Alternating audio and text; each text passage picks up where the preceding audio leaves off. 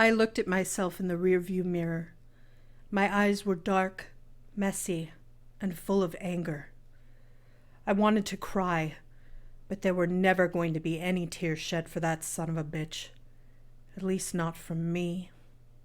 As I revved the engine, I pretended that I was stepping on his balls over and over again with my steel-toed boot. How the hell could he have known I would be there? I was so careful, so precise, so deliberate with how I planned this all out, and for what? To end up like this? Shaking and disgusted while sitting in his car with the radio blasting some stupid fucking country song that he probably thought was really amazing? I mean, he made a tape of these stupid songs and mailed it to me once. I remember laughing my ass off and then breaking the tape into pieces and mailing it back to him. He was not amused. But none of that mattered now. He didn't matter. The world didn't matter. It was just me, the car, and this awful soundtrack that would be the last thing I heard.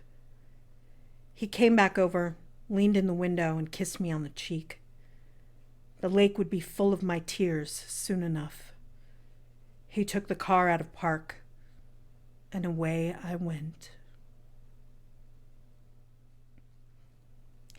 It was a cold and rainy evening, and I was working a case for some underground agency. I didn't agree with what I had to do, but it was paying the bills, and I was medicated enough that I really didn't care what I needed to do for the cash. As long as they paid, I would take the job. No questions asked.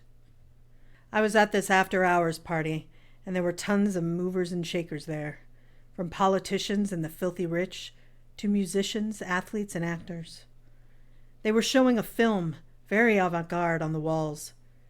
There was a loud and suggestive music being piped in through the speakers, and plenty of bodies writhing around to suggest that no one there was sober or in their right mind. The lights were dim, and the room was enveloped in a haze of smoke and debauchery.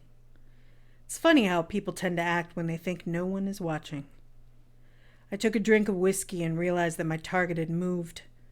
I got up from the bar to pursue them, only to realize that my drink had been tampered with. I was dizzy and felt a bit nauseated, so I made my way to the bathroom. I splashed some water on my face and looked in the mirror. As my vision started to blur, I noticed that my face was not my own. Something else was happening. Something I couldn't stop.